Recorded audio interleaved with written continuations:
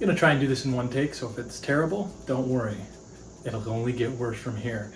Moving along, the goal of today was to kind of explain a interesting thing that I saw. It's not necessarily an issue, but I'm just gonna tell you about, we'll call it an issue, and then we'll go from there, and I will show you shooting on the next video. Also, I do have a dog right below me, so if you hear some additional noise, he's just really excited to see me after a long day.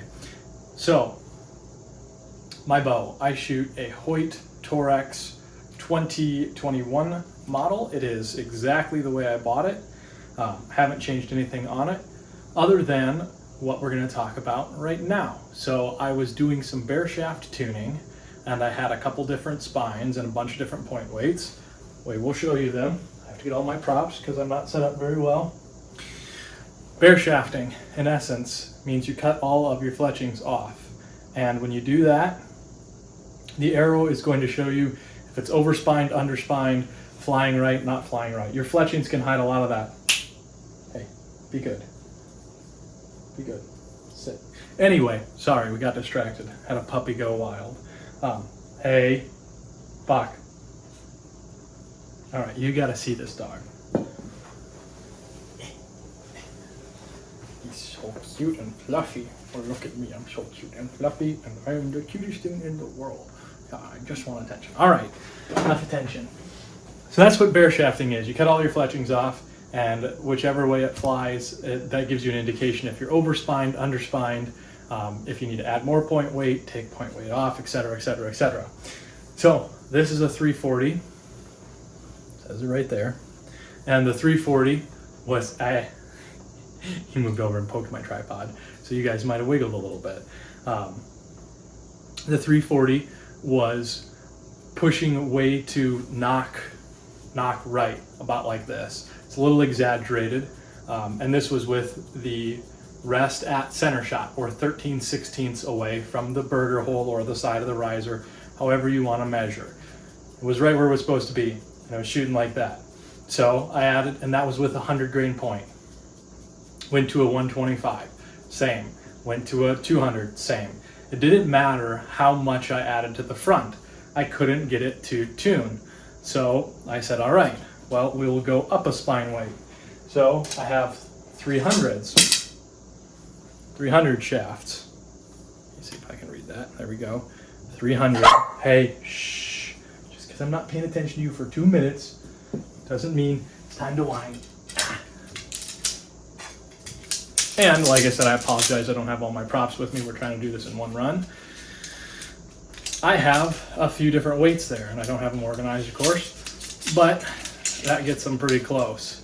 And you can see there's a little bit of difference between those. This is what I was shooting, or I am going to shoot this year. This is a 50 grain insert plus a 125 grain head. But I just wanted to see, what, if any, of these flew well. And this goes all the way up to 400 grain. So 400, 300, 200, 150, 125. So I have a pretty good smattering of weights. Hey, shh. All right, you're going to your kennel. Pause.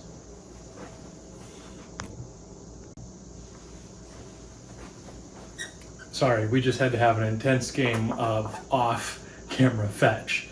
And you can hear him squeaking his toy now. So, where I was at was it didn't matter which one of these I shot. There was not a whole lot of improvement. I'm talking, one would go from like this to like this. It wasn't, okay, so we're exaggerating here just so that's visually able to see it. So if the center of my shirt here was dead center to you guys, we'd be shooting like this. I didn't see anything go like this to like this.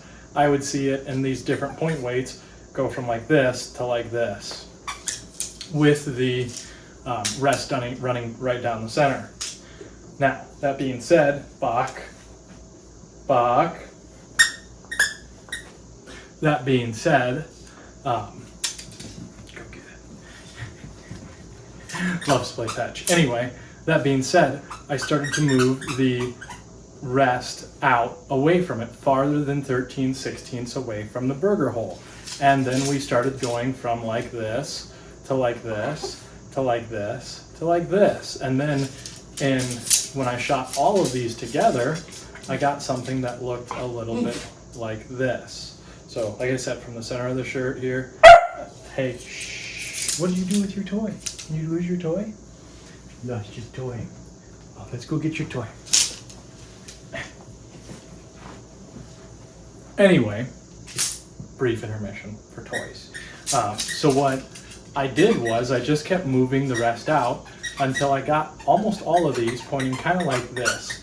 And there was one or two that were really, really good, but most of them were, you know, a touch off. And so what that said to me was any of these points would work very well, but, you know, what is interesting is it's that in order to get that performance, I had to move the rest significantly outside of that 13/16. So let's take a peek at the rest here. So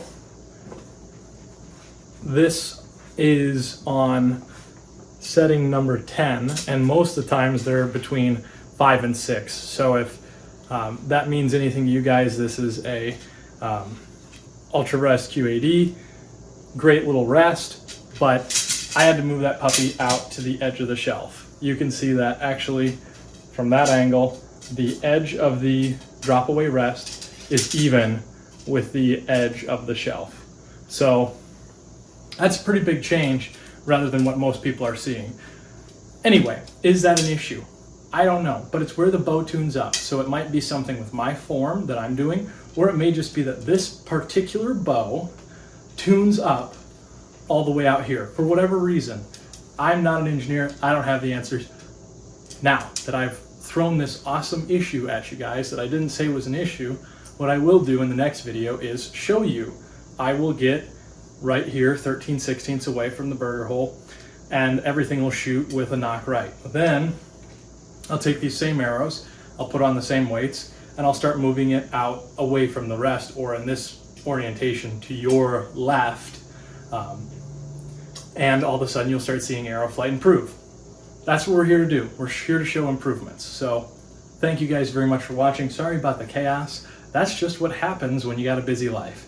All right, everyone, if you like this, take care. And if you want to see more like this, feel free to subscribe.